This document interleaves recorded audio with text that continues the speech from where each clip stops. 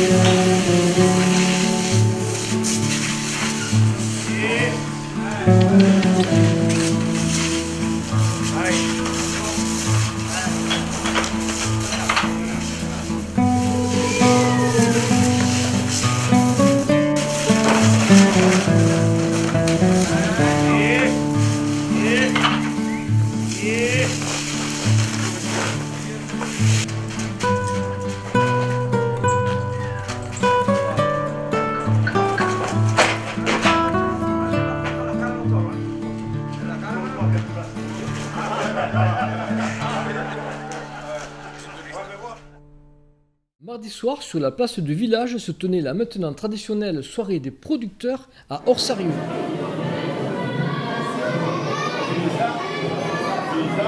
Oui, je suis particulièrement satisfait à cause du temps en premier lieu.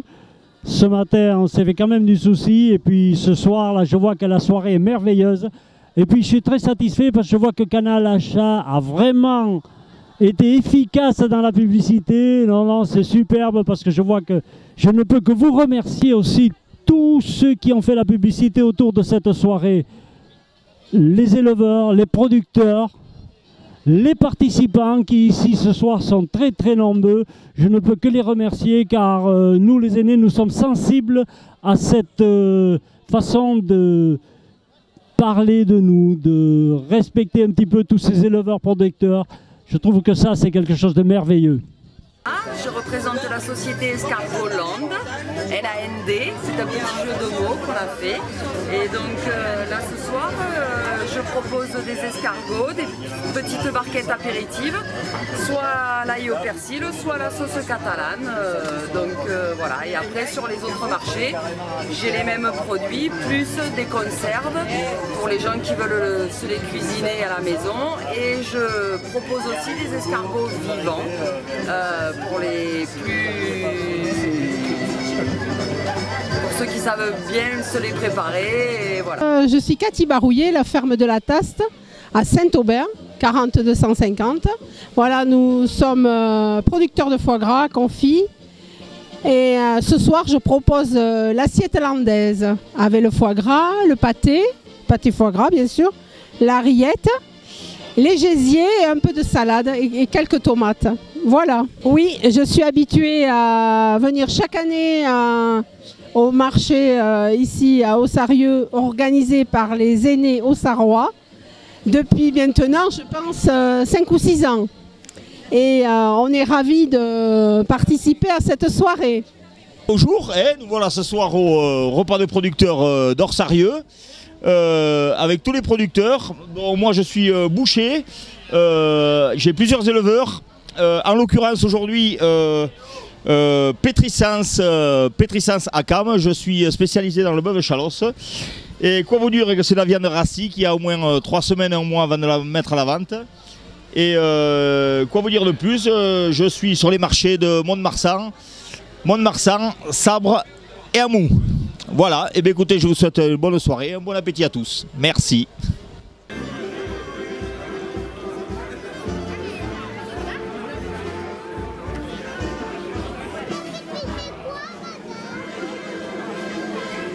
Je m'appelle Jean-Louis Lafito, je suis de la ferme La Clé des Champs, où maintenant les givrés des prés, et on fabrique des glaces à la ferme, à Castel-de-Cando, à 20 km d'Agenmont.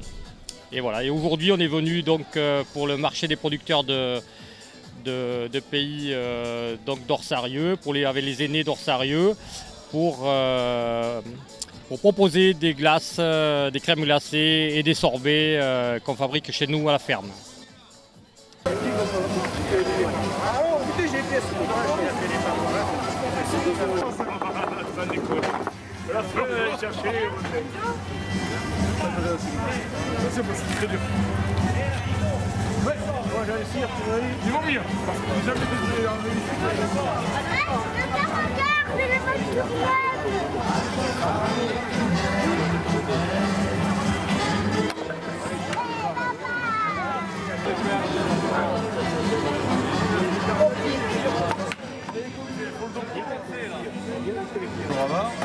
Je vais les raconter un peu.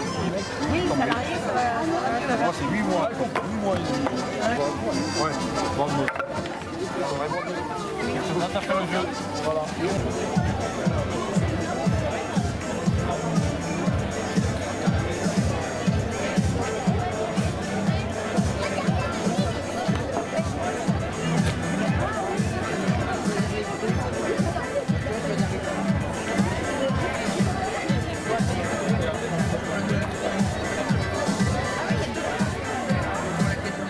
Nous allons vous raconter l'histoire de ce petit échassier débonnaire aux pieds glacés, né il y a une douzaine d'années, image de l'entreprise Le Frais Chalossé. Bonjour à tous, je suis Stéphane Darder, j'ai 47 ans. J'ai débuté j'ai créé l'entreprise en 2005. J'ai fait 13 ans de longue, c'est-à-dire faire du national, de l'international, pour 3 ou 4 entreprises de transport.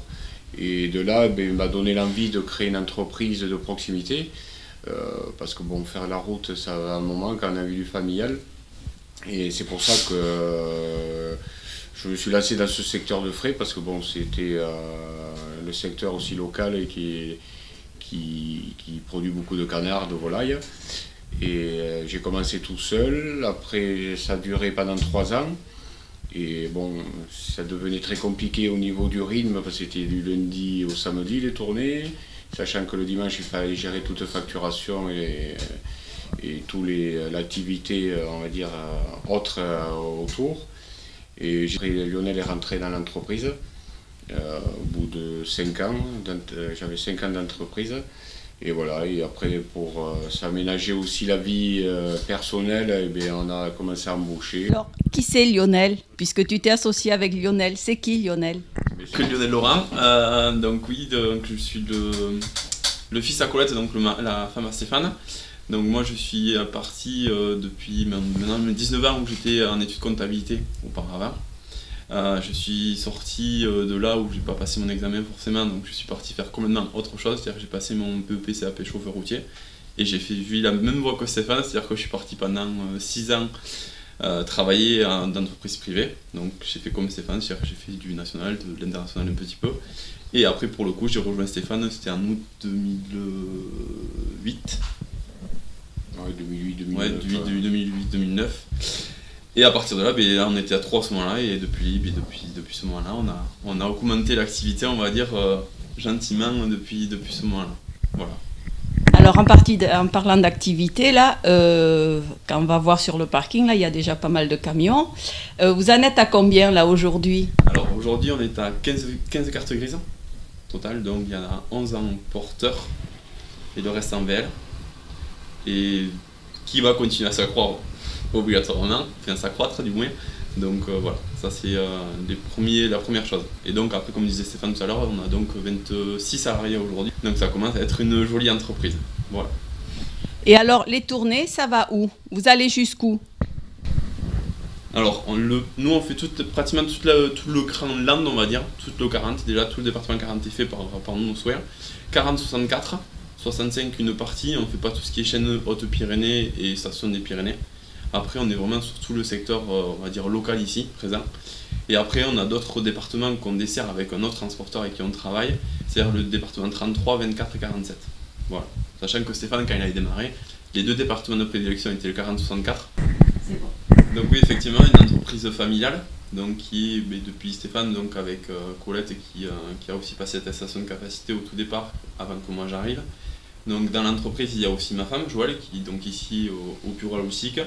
On a Gaëtan, le petit cousin, qui est responsable de quai, et donc responsable des équipes sur tout ce qui est tourné et tout ça en bas sur les quais. Et Kevin, qui commençait avec nous au tout départ en tant que chauffeur. Donc qui a travaillé en tant que chauffeur avec nous pendant 6 mois, à peu près, ou un peu moins, 3 mois. 3 mois, il y a eu son accident. Et après son accident, comme il était toujours salarié de l'entreprise, on a quand même voulu garder un poste avec lui. Donc aujourd'hui, il nous fait toujours les saisies informatiques des heures de tous les chauffeurs. Et donc, comme on travaille, on va dire, dans le niveau famille, on a une entreprise encore famille, tous nos chauffeurs sont considérés, pas comme un membre par entière de la famille, mais pas loin. Tout simplement. Donc c'est vrai qu'on a des très bons rapports avec nos salariés parce que justement, on veut garder ce contact-là, qui fait quand même que c'est une entreprise familiale. Le transport, ce sont des horaires décalés. Vous trouvez facilement des chauffeurs? Alors ça, c'est le nerf de la guerre depuis, bon, on va pas dire depuis 8 mois, mais pas loin. C'est vrai que trouver des gens qui veulent se lever autant à 3 h du matin et finir des fois à midi, ou des horaires décalés, c'est-à-dire qu'on commence à 14 h et finir à 2 h du matin, c'est quand même pas simple. Après, c'est vrai que notre métier de transport, c'est quand même un métier à part. Ça, il faut pas se le leurrer, c'est pas ouvert à tout le monde. Il faut, comme on dit, l'avoir dans le sang, avant tout. C'est une passion avant tout, le transport, parce que comme tous les métiers, si on fait pas ce métier-là par passion et par ami, ça marche pas. Il devient plus une contrainte qu'autre chose. C'est vrai qu'apraprès, bon, voilà, il y a beaucoup de contraintes dans nos métiers. Il y a aussi beaucoup d'avantages, parce que mine de rien, on a la chance quand même de pouvoir rencontrer plein de gens dans une matinée, chose que quelqu'un qui est au bureau ne peut pas faire forcément. Donc pour le coup, c'est quand même beaucoup plus intéressant. Et puis je pense que pour le rapport humain, c'est quand même beaucoup plus sympathique de faire ça que d'être derrière un ordinateur et de voir juste son écran d'ordinateur toute la journée. Est-ce que tu pensais, Stéphane, que ton entreprise, que tu as créée au départ, deviendrait ce qu'elle est aujourd'hui? Non, pas du tout. Parce que j'ai failli arrêter au bout de 3 mois d'activité, parce que c'est pas facile de se faire connaître. Bon, personnellement, j'étais connu, mais après, en tant que transporteur indépendant, sachant avec les grosses boîtes comme TFE, Pexauto, Loquet, où c'est très dur, bon, il faut faire ses preuves aussi au niveau du transport, comme tout salarié doit faire sa preuve dans une entreprise. Mais d'être compétent, moi j'étais compétent dans mon métier, je pense, au niveau international et de chauffeur routier, quoi. Mais après, pour faire preuve en tant qu'artisan, quoi, parce que bon, on est artisan aussi avant tout, et il a fallu se faire une petite place, et c'est vrai que les portes ne se sont pas ouvertes comme ça facilement. Il n'y a qu'une personne qui m'avait dit, j'avais commencé avec l'entreprise d'Angoumoux, qui était à Clermont, qui était repris après par les fermes Landais. Et c'est une personne qui m'a donné la chance, qui m'a donné ma chance, et ça m'a ouvert des portes avec toutes les entreprises locales, quoi. Et c'est vrai que je remercie encore cette personne qui s'appelle M. Bernard Soula, qui m'a mis vraiment le pied à l'étrier. Par mon travail, une intensité qui m'ont permis d'en arriver là, quoi. Mais ça a été très dur pendant 6 mois, oui. C'est grâce à Colette, ma femme, ça m'a permis de tenir bon et j'en suis quand même assez fier de pouvoir faire vivre autant de familles. Et c'est vrai que c'est un enrichissement personnel qui n'a pas de prix, quoi. Alors justement, Colette, qu'est-ce que tu as pensé quand Stéphane t'a dit on va créer une entreprise? Eh bien, tout d'abord, j'étais quand même fière qu'il se lancé dans ce projet, même si c'était un peu sur le der. Mais c'est vrai que de le voir partir toutes les semaines et moi rester toute seule, et je l'ai soutenu. Je l'ai soutenu, et même au pire des moments, surtout quand ça ne voulait pas démarrer, il a fallu lui donner du courage. Et on a cherché alors à l'époque c'était le Minitel. Je me souviens de taper sur le Minitel et avec courage et détermination, et bien ça a été lancé. Et c'est vrai que le Minitel, ce fameux Minitel où on tapait, cherchait des informations pour avoir du travail, ça nous a servi, mais après effectivement M. Soula nous a beaucoup aidés, et puis quelques clients sont arrivés, voilà, et puis bon, j'ai commencé à l'aider, à lui gérer la partie bureau. Tu conduisais un petit peu? Non, pas à ce moment-là. Pas encore à ce moment-là. J'ai pris le volant, ça a été un peu plus tard. C'était après l'accident de Kevin, puisque il a fallu faire effectivement le forcing à un moment donné quand... Pour pouvoir pallier à tous ces nouveaux clients qui sont arrivés après par la suite très rapidement. Alors, ici on est au quartier d'Agès, à Montségur, et je crois que vous êtes à l'étroit, je pense. Alors, vous allez déménager. Vous nous expliquez tout ça? À l'étroit, oui, plus qu'à l'étroit. C'est que là, aujourd'hui, oui, garer déjà les 15 véhicules, ça devient de plus en plus compliqué. C'est surtout garer les salariés aussi. Donc effectivement ici à Montségur, donc on a quand même un petit peu de place encore heureusement. Le souci où on est bloqué, c'est qu'aujourd'hui on a une chambre froide de 80 mètres carrés. 80 mètres carrés pour faire toute notre activité de transport, ça devient très compliqué. Donc pour le coup, on a avec plusieurs entreprises, donc 3 entreprises sur Agenmont, on a eu une idée de reprendre en exploitation un ancien site industriel qui avait été fermé depuis 12 ans. Donc un ancien site de Cap-de-Vielle qui sont en route de Saint-Sevé, de Bellevue. Donc avec la société La Rouquie, un garage Opel La Rouquie qui était aussi acheteur avec nous, et monsieur Philippe Thomas des Archives Landaises, anciennement Archives Landaises, qui vient aussi. Donc on a racheté le site à 3 entreprises pour justement leur faire vivre. Et donc nous, sur notre partie à nous, on va tout faire partir là-bas, c'est-à-dire autant les bureaux que les véhicules que les chambres froides. Donc pour l'occasion, on va passer de 80 mètres carrés à 400 mètres carrés de chambre froide, de 2 quais à 8 quais. Obligatoirement, il y aura certainement quelques postes de plus, en plus à pourvoir à ce moment-là, mais ça, on en tiendra informé, comme on dit toujours, en temps voulu. Mais voilà, sachant qu'aujourd'hui, notre activité transport à elle tout seul ne suffit plus. Il faut qu'on s'élargisse, il faut qu'on s'agrandisse, il faut qu'on puisse permettre à nos clients et pouvoir à nos clients surtout de leur apporter des solutions autres que celles qu'on a aujourd'hui. Bon, alors on va y aller.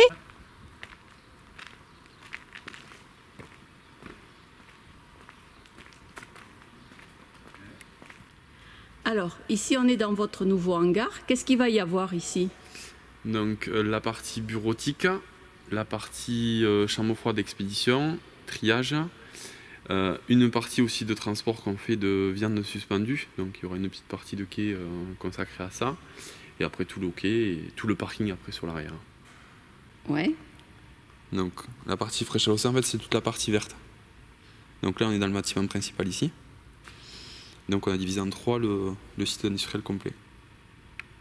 Partie jaune La Rouquie et partie orange beige on va dire, Archives Landaises et sur le haut du secteur. D'accord. Donc la chambre froide et tout ça, ça va être... Donc toute la partie chambre froide va être ici sur la fer.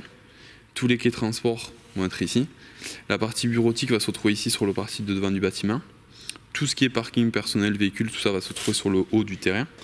Et après, on va faire ici une aire de lavage. Et après, ici, ce sera notre garage où on pourra faire les entretiens des véhicules et tout ça. Donc là, ce sont les futurs quais. C'est ça. Donc sur l'arrière du bâtiment. Toute la partie bureautique, donc où on était tout à l'heure à Montségur, donc la partie logistique, qui aura un bureau complètement à part. Notre bureau à nous aussi, puisqu'il faut quand même qu'on ait un petit bureau pour au moins être tranquille tous les deux de temps en temps. Une partie salle de poste donc pour tous les salariés, une salle de réunion, une salle d'archives, les sanitaires, local technique et le bureau à Colette comptabilité où elle pourra aussi, elle aussi, se mettre au large. Donc ici, ça va être la partie garage. Ouais, partie entretien véhicule qu'on fait déjà sur Agenmo avec Chalosse Poids Lourd, mais qu'on va développer un peu plus après chez nous en ayant plus de place.